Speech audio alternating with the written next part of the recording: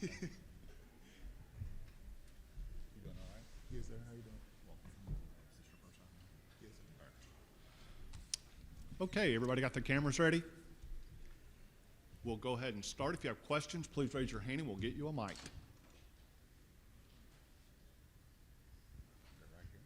Joe Whalen, WBMA TV in Birmingham, Montravius. We've been hearing for a couple of seasons now that Auburn's defense is ready to take a step forward and be one of the best in the SEC, one of the best in the country.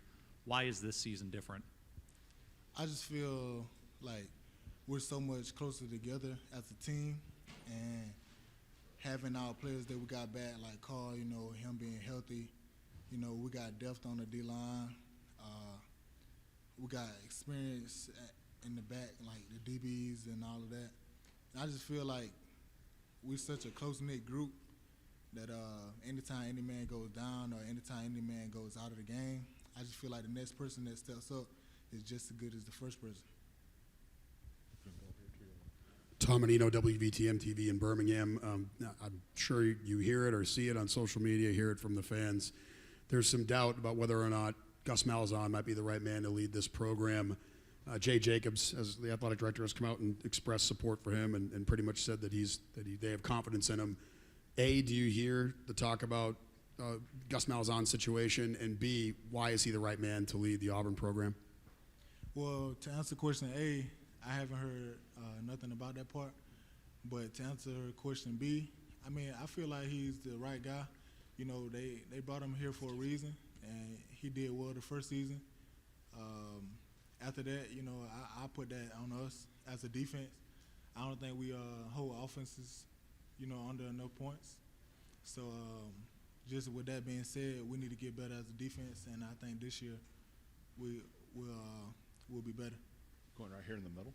Hey, Chris Womack, CBS 42. What is the biggest difference when Carl Lawson's healthy out there? I mean, the biggest difference to me, to be honest, is I think he kind of takes pressure off of me, which is a good thing.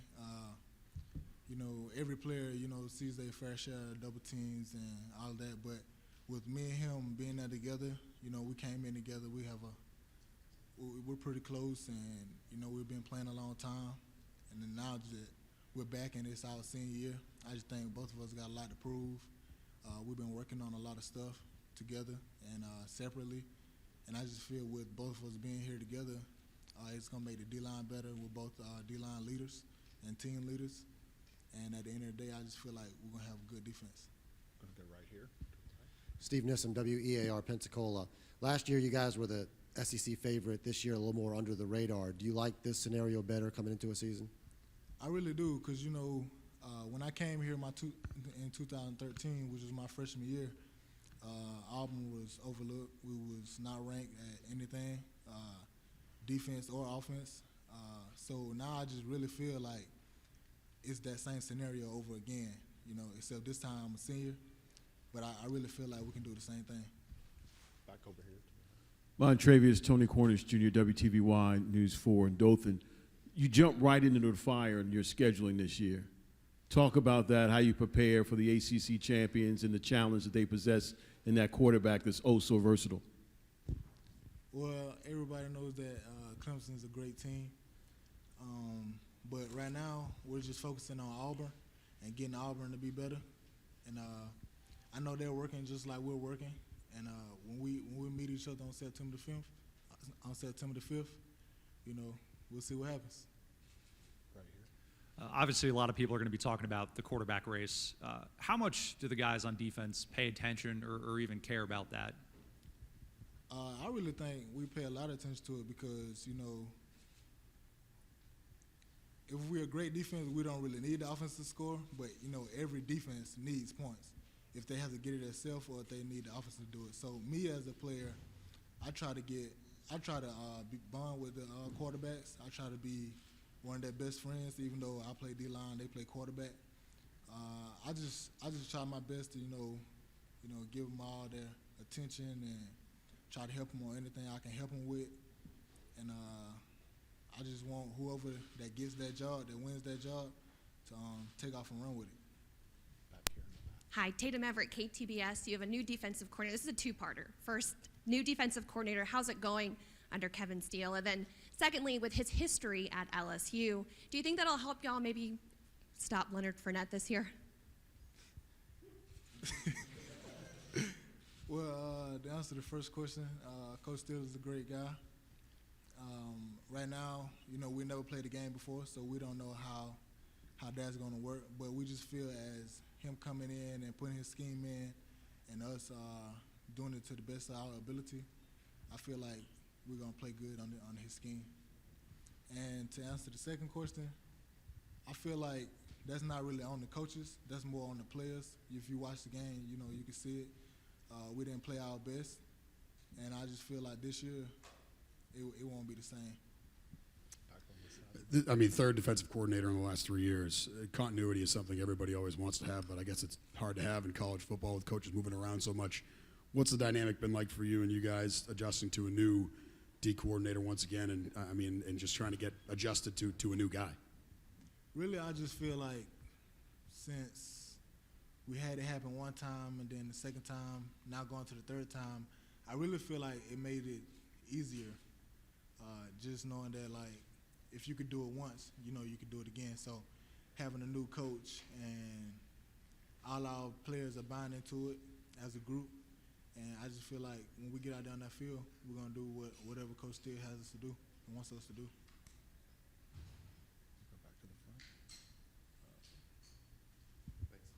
Steve Nissom again, WEAR Pensacola. You talked about Carl Lawson a little bit. How healthy does he look to you, and what do you feel like he's capable of being fully healthy if he is? Well, I feel like right now he's 100%, even though I know no one is 100%, but I just feel like that for him right now going into the season. And with him coming back, I just feel like the sky's the limit for him. You know, he never really played a complete season, but I know he's a great guy, great player, great competitor, and I just when we step onto that field every week, I feel he's gonna give it all 100%. I know there was some talk of you possibly going to the NFL after last season. What are some of the things that you think you need to work on and improve individually this season to help yourself at the next level? Really, me as a player, I feel like I need to have more tenacity. I feel like I need to be more of a dominant specimen. Like being out there on the field, I feel like offensive linemen should like fear me when I'm on the field, and that's my plan this year. And I just want a guy like when they be like, we gotta play Montravius again, you know. That's how I want a guy to be. So this year, you know, that's what I'm really working on, and I'm trying to work on my hand placement and pad level. You know, that's really the key to the game.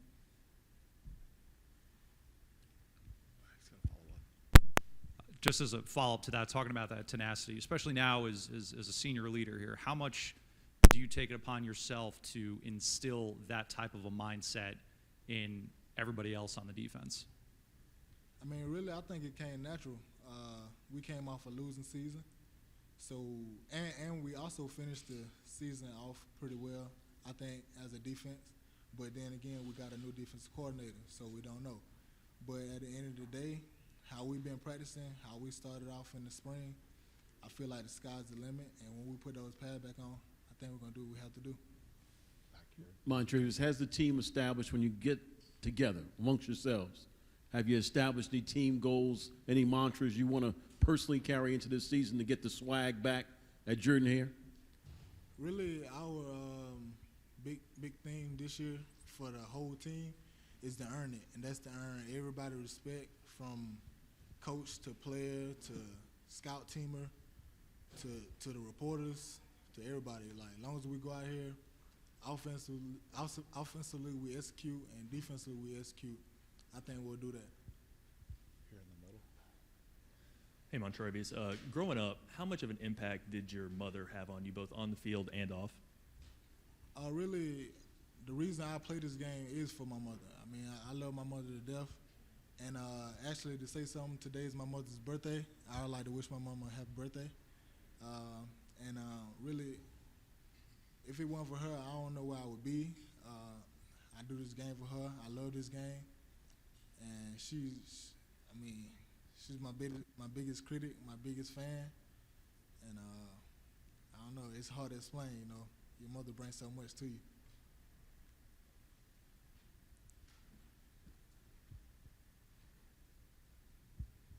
when you look at the schedule, you guys have 5 straight home games to start the season.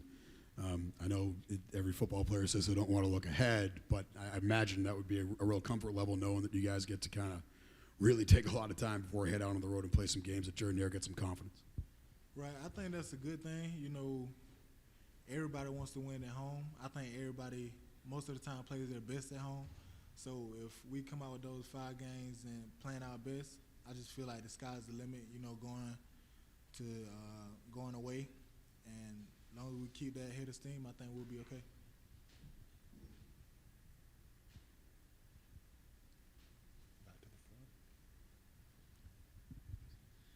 John Franklin and the quarterback Chase this year, what's been your impression of him, what you've seen from him so far?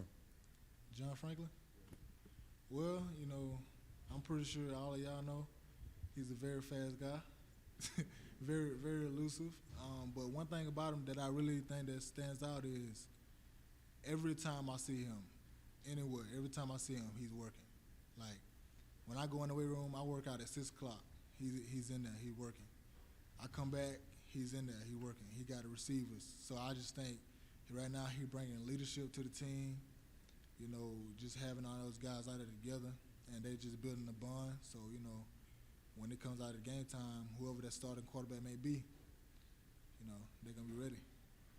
Got a question right here. Montravius, talk a little bit about Gus Malzahn, your personal thoughts on your head coach, the leadership he brings to the table, how he motivates you and the team to prepare yourselves for what's going to be another challenging season.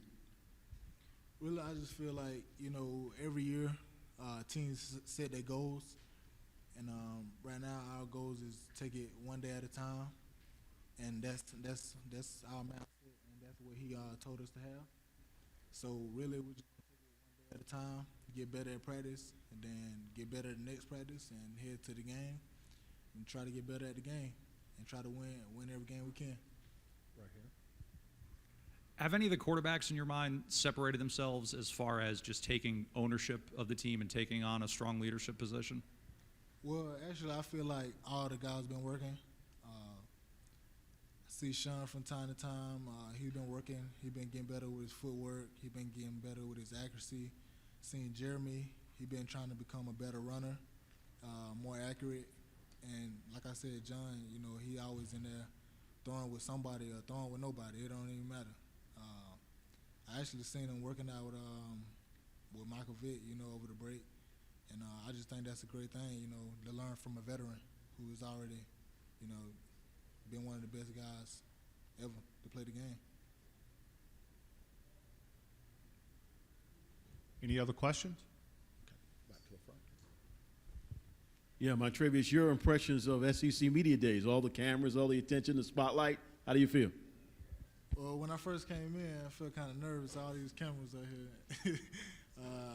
But right now, I feel good. Feel like I'm at home. Feel comfortable, and you know, anytime somebody asks a question, I'm ready to answer it. We don't get to go out to practice that often. When we are out there, it seems like the bond between the D lineman and Rodney Garner is really, really strong.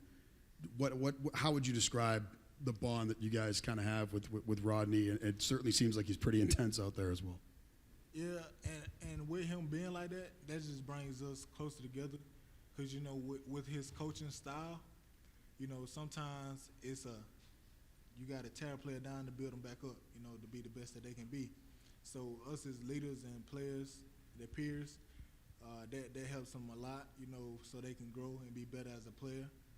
But that bond that we have in the D-line room, I just think it's crazy. Like, I don't know if anybody else got that bond like we have, like, over all the other football teams. I just think us as D-line with coach, I just think it's crazy. It's like we pick up on his habits. It's just like we really his sons, you know. Does he set the tone? He does. He set the tone. Yes, sir. Right here. Hey, Cassidy Hill, TV20 in Gainesville. You spent a year with Muschamp as a defensive coordinator. Now he's on to South Carolina. Lots of different talk about him moving on so quick. Do you think he's ready to take that head coaching position back over? Well, I do. I mean, if people didn't think so, You know, they wouldn't ask for him to hire him at the job, but he's there. I think he did a pretty good job at Florida. I really do think he's a defensive-minded coach. That's my opinion, which is why I feel like last year, toward the end of the season, being with him, I feel like we got a little better. But now he's on to his next job, and I wish him the best luck. Right here. Clegg from WDHN in Dothan. Could you describe what it meant for Carl Lawson? You guys, y'all played with each other since in high school. Y'all have known each other in high school. How was that a big factor for you guys to stay at Auburn and make this defense great again? Well, like you said, me and Carl have been knowing each other since 11th grade, and we played in junior bowl together. We were roommates then. We stayed right beside each other. Freshman year, we were roommates on Auburn game. And that just make us be closer as players. That's why we always together. We learn from each other, watch film together.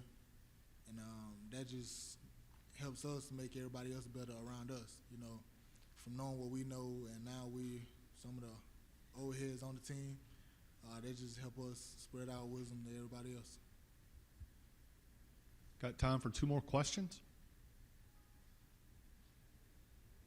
Okay, thank you.